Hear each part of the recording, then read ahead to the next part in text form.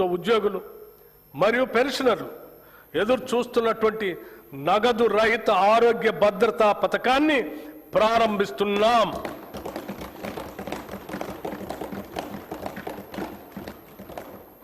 ఈ పథకం ఉద్యోగస్తులు, పెన్షనర్లు, వారిపై ఆధారపడిన కుటుంబ సభ్యులు అందరికీ వర్తిస్తుంది.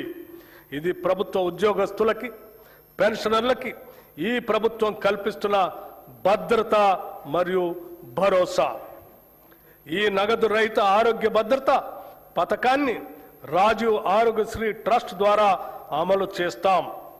ప్రభుత్వ ఆసుపత్రులతో పాటు 421 ఎంపానెల్ ప్రైవేట్ ఆసుపత్రుల్లో 1998 వ్యాధులకు ఈ పథకం ద్వారా చికిత్సను పొందవచ్చు. ప్రతి ఉద్యోగికి డిజిటల్ హెల్త్ కార్డు అందిస్తాం. ఈ పథకం ద్వారా దాదాపు 23,51,000 మంది ప్రభుత్వ ఉద్యోగస్తులు, పెన్షనర్లు, వారిపై ఆధారపడిన కుటుంబ సభ్యులు లబ్ధి పొందుతారు. ఉద్యోగుల భద్రత కోసం దేశంలోనే తొలిసారిగా సమగ్ర ప్రమాద బీమా పథకాన్ని ప్రవేశపెట్టాం.